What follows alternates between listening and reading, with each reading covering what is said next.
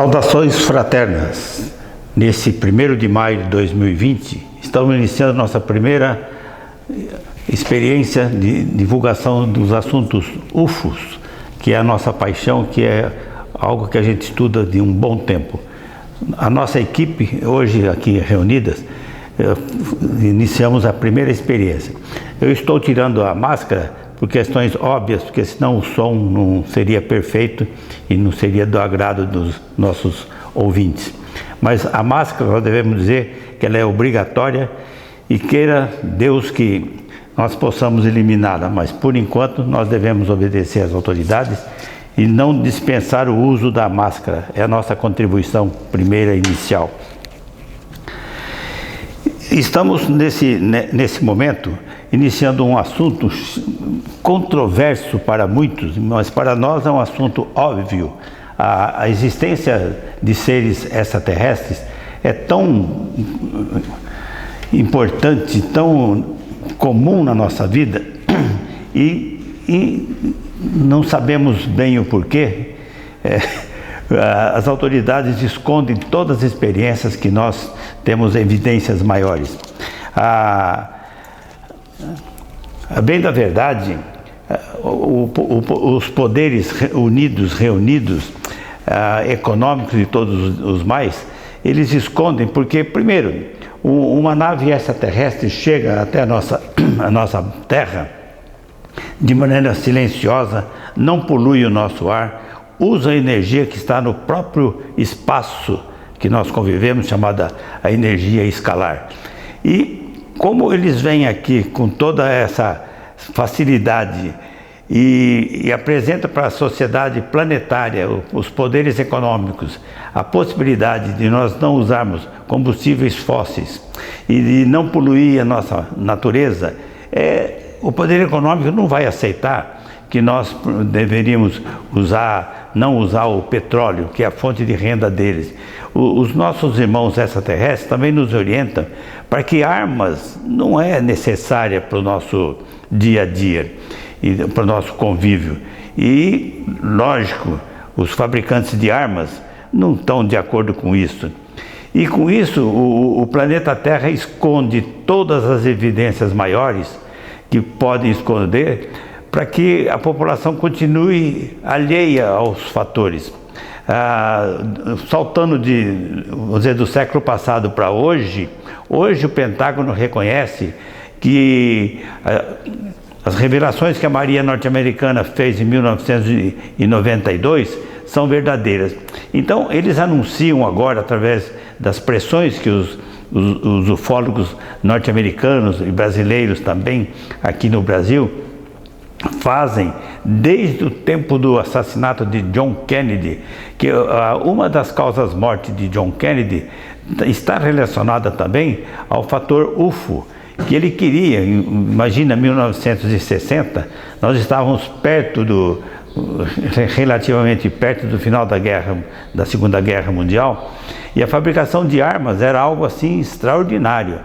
E o John Kennedy já sabia também que o Roosevelt havia segredos muito bem guardados a 7 chaves. E ele queria que esses arquivos UFOs fossem abertos.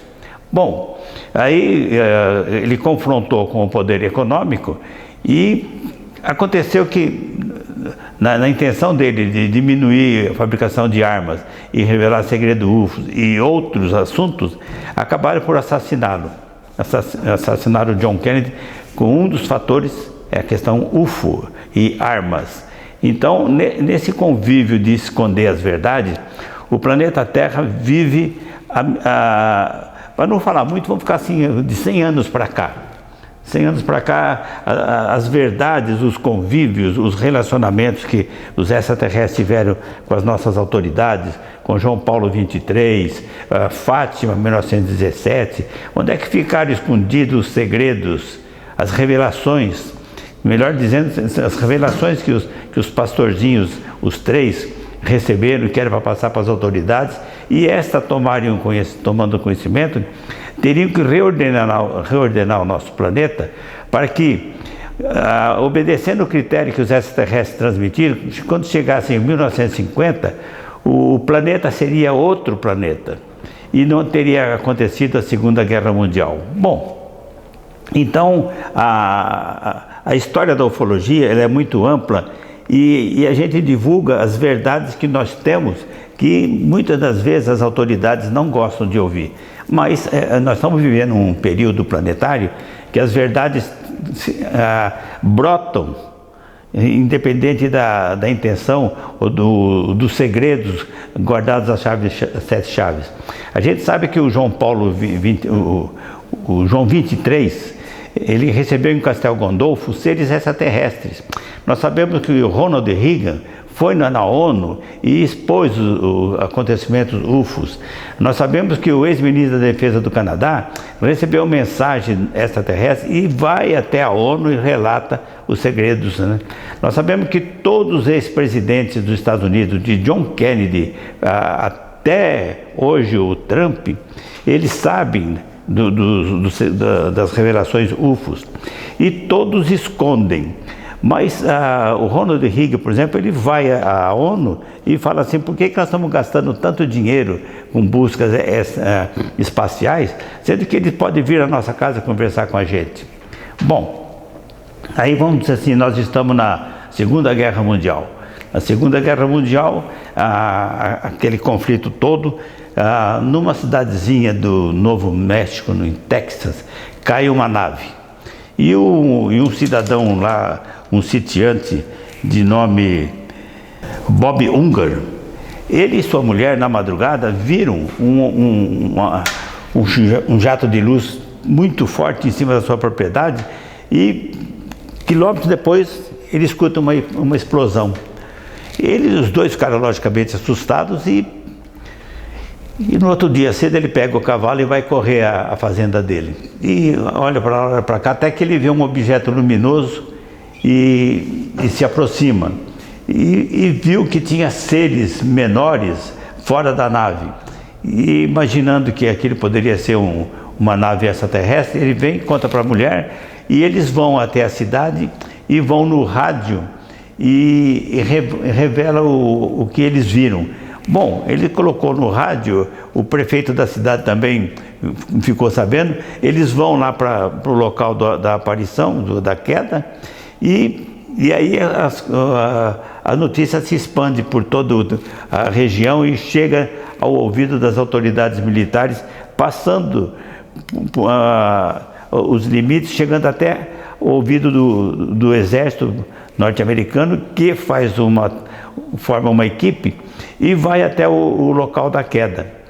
E já tudo preparado, faz um rastreamento total da área, porque a nave estilhaçou e expandiu o metal por todos os cantos, e recolheram os seres vivos e os não vivos e leva para um departamento chamado Hangar 18, que ficou conhecido posteriormente como Área 51.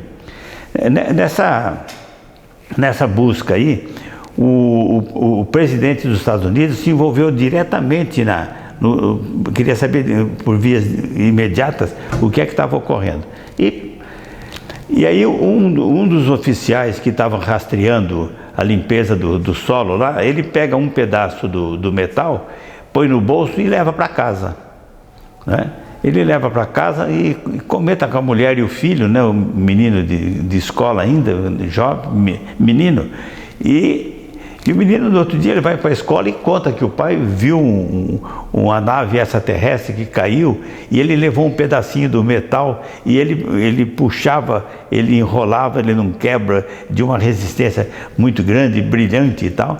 E, lógico, as crianças da escola comentaram isso. Então, o aparecimento de Roswell ferveu, todo mundo sabia. E o governo vem, faz o trabalho dele e começa a desdizer. E como o menino havia feito a declaração na escola, o exército chama o pai dele e obriga a ele dizer que a criança mentiu, que ele não é nada daquilo, não. A criança conta as coisas que não é verdade que eu falei para ele e tal. Tudo isso para que ele não perdesse o emprego, lógico, né? Mas aí o envolvimento vai e desenvolve de maneira fantástica, né? E a grande verdade que após esse contato aí, os norte-americanos conseguem levar, não se sabe se é 1, 2 ou 3 seres vivos no hangar 18, e num laboratório que existiam lá, eles começaram a ter contato, a conversação com os ETs. E depois de muita tentativa, o americano descobriu que o ser extraterrestre, ele lê o pensamento.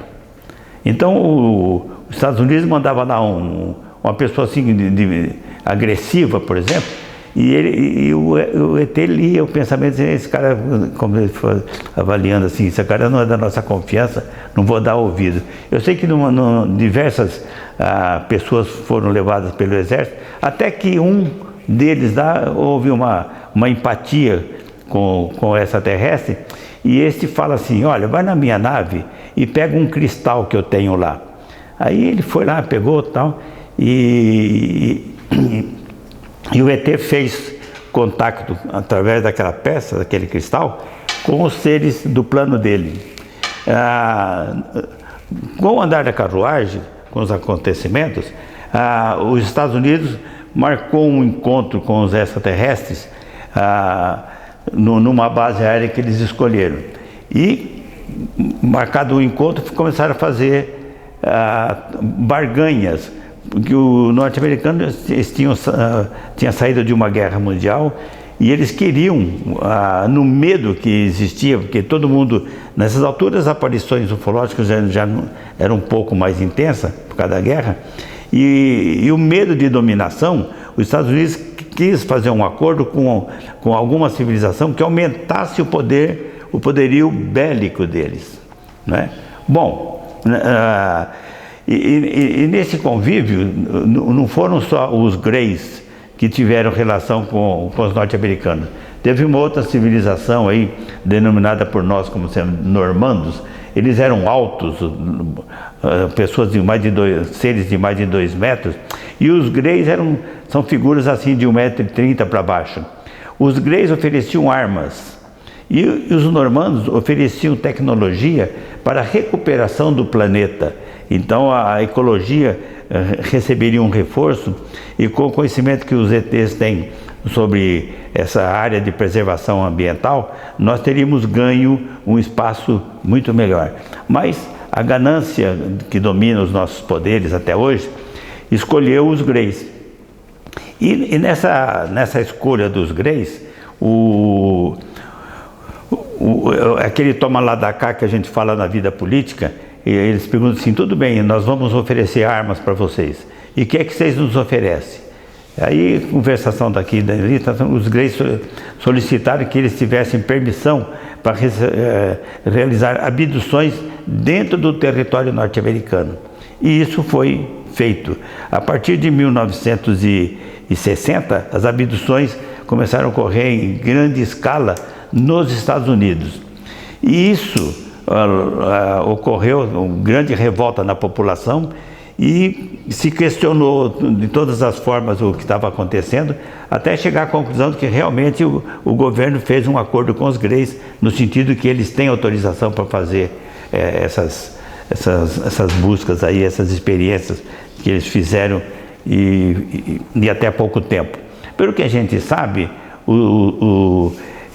essas experiências terminaram em 1980 com a interferência de seres de outras dimensões, que bloquearam os trabalhos dos Greys nesse aspecto de fazer experiência com humanos. Então há muita especulação. Mas a verdade é que os norte-americanos ganharam um desenvolvimento tecnológico muito grande. É só ver assim o computador que nós tínhamos antes e o que nós temos hoje, inclusive, não é? O avanço tecnológico foi muito grande. E nessas experiências todas, a gente vê que há uma convivência com o extraterrestre. Quando os norte-americanos dizem que não existe vida em Lua, Marte e tal, a gente, nos dias de hoje, nós sabemos que existe um projeto, um estudo sendo realizado perante todas as potências e todos os países mais desenvolvidos, não só as potências econômicas, para uma elaboração de uma constituição exoplanetária, ou seja, planeta Terra, Lua, Marte e Júpiter, eles estudando para fazer uma constituição que haja uma harmonia entre os poderes e entre as civilizações, para que eles possam conviver com a gente.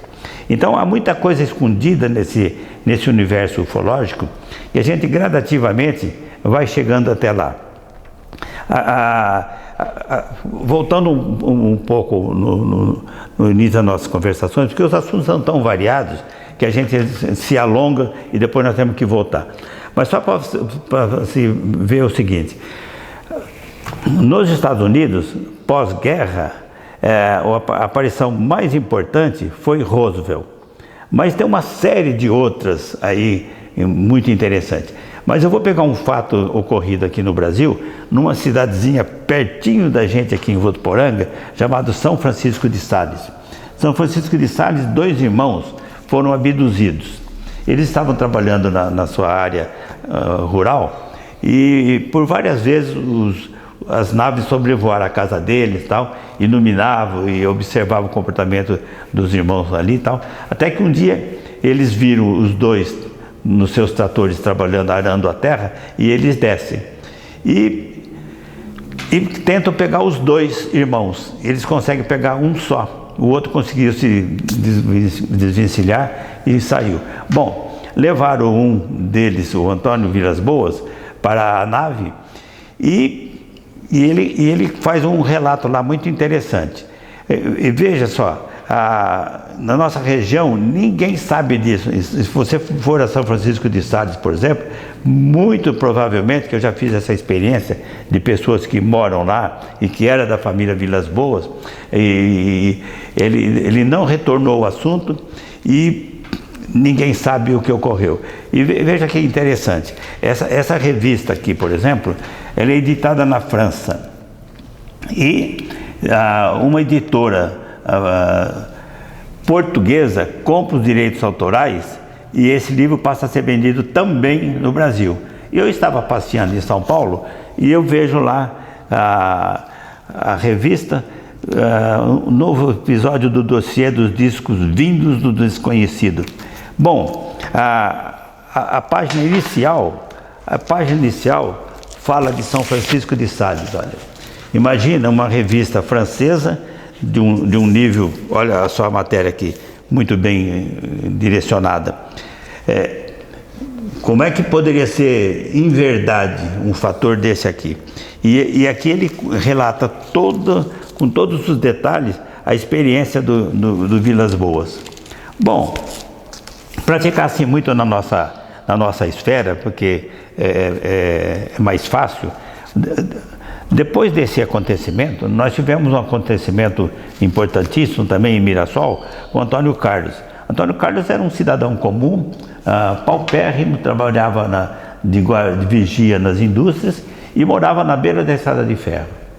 Quer dizer, então, é uma pessoa assim que, para contar algum fato extraordinário vivido dentro de uma nave, é praticamente impossível. A gente imagina que pelo padrão cultural, que a gente sempre fala do padrão cultural, não é? Que não tem nada a ver, mas a gente sempre fala, como é que ele descreve uma nave?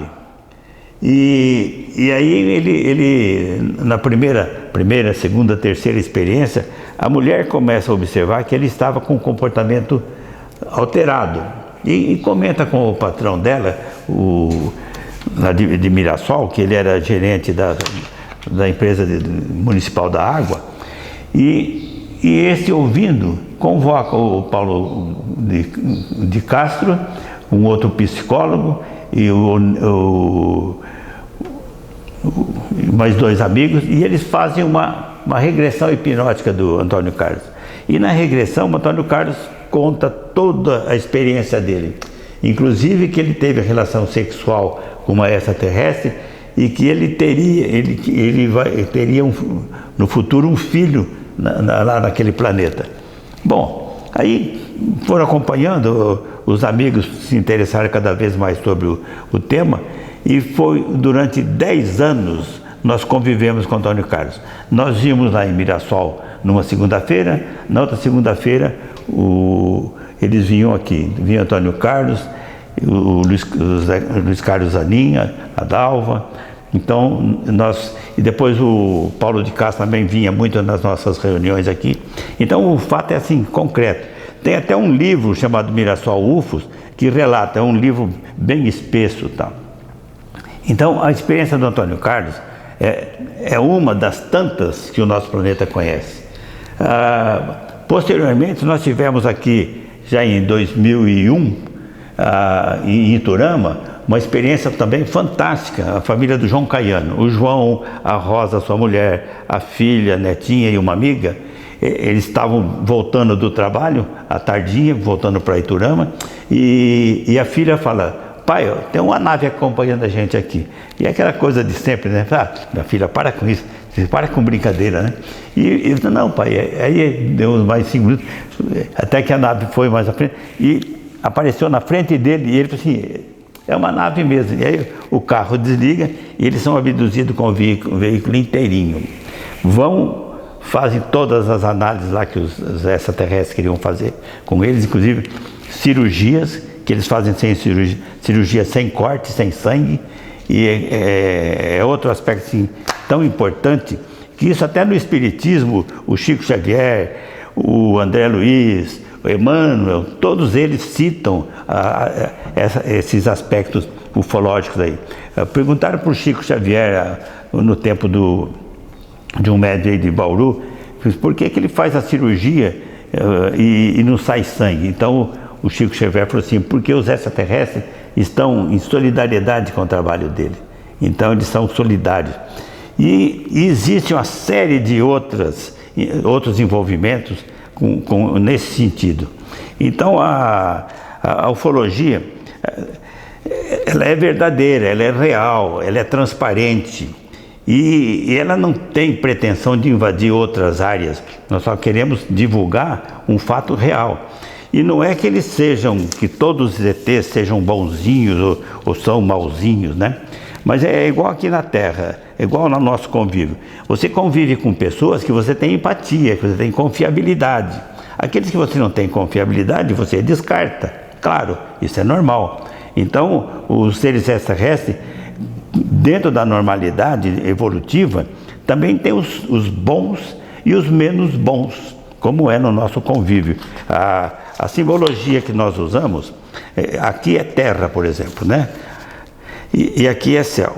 Você junta as duas partes, né? Assim como é no céu, é na terra. Você faz o envolvimento no círculo. O círculo é o símbolo da perfeição. E nós somos todos iguais, somos todos um. E nós não estamos sós. E o Mestre Jesus fortalece a nossa tese dizendo o seguinte: na casa do meu Pai existem várias moradas, não é? Então, e o Mestre fala assim: se não fosse verdade, eu não diria isso para vocês, em palavras nossas, né? Então você vê, o Mestre Jesus dizendo: na casa do meu Pai existem várias moradas. Por que todas as tendências religiosas aí escondem a realidade? Entendeu? Na Bíblia tem Ezequiel, Joel, umas dezenas, Enoque, uma dezena de informações ufológicas. Então a verdade tem que ser, ela transparece, e não há como esconder. A verdade não foi feita para ser guardada dentro do cofre. Ela vaza, e vazando, ela abre novos horizontes. E nesse período que nós estamos vivendo, 2020, nós rompemos aquela informação do mundo acabaria em 2000. Então parece que o mundo está acabando agora em 2020, mas na verdade não está acabando. Está acabando uma mentalidade, é um novo tempo que se abre, é uma nova experiência planetária. Nós jamais seremos os mesmos. Após acabar essa pandemia, com certeza nós seremos melhores, que nós estamos vendo manifestações dignas de solidariedade. Está todo mundo sendo solidário, respeitoso. Então é uma oportunidade do crescimento interior. Nós somos todos seres luminosos, nós temos que acender a nossa luz com a divindade, nós temos que nos colocar à disposição da luz e fazer o melhor. Então, na nossa linha de pensamento de ufologia, que aliás o termo ufologia também já é um termo desgastado, porque a ufologia diz que é objetos voadores não identificados, né? Bom, não tem nada hoje que não seja identificado, né? Por mais que a ciência negue, nós temos, por exemplo, os círculos ingleses. Por mais que alguém faça falsificação, ninguém consegue fazer um símbolo com a perfeição que os ETs fazem aqui na nossa casa. E a coisa de 10 anos, eles fizeram uma apresentação na Inglaterra, baseada nos dados que a NASA mandou na experiência para a Lua. A NASA pegou uma placa de platina e fez todas as nossas características de ser humano. Nós somos assim, nós temos 1 metro de altura, 2 metros de altura, nós pesamos isso, nós temos isso, tipo sanguíneo. Fez uma característica física, biológica de como é o ser humano. Bom, e deixaram lá na Lua e vieram embora. Anos depois, essa mesma placa, aliás, uma placa semelhante a essa, é colocada na Inglaterra, ao lado a nossa e a deles. E com o símbolo, a imagem de cada um das civilizações, da Terra e a deles. E aí eles mostram, fazendo os paralelos de comparações ali, se você viu, nós somos assim, assim, assado, para concluir dizendo assim, vocês perceberam que nós temos o mesmo DNA? Perceberam? Nós somos todos seus irmãos. Na verdade, quem formou esse planeta Terra são seres extraterrestres. Então aqui vieram civilizações de todas as órbitas, de todas as esferas aí, e fizeram o nosso planeta. E vieram as divindades junto, tanto que nas reencarnações todas que nós poderemos averiguar, nós chegamos até o Mestre Jesus, que é o nosso guia, é o nosso líder. Então, Jesus é um ser, na nossa linha de conhecimento, um extraterrestre vindo de Sírios.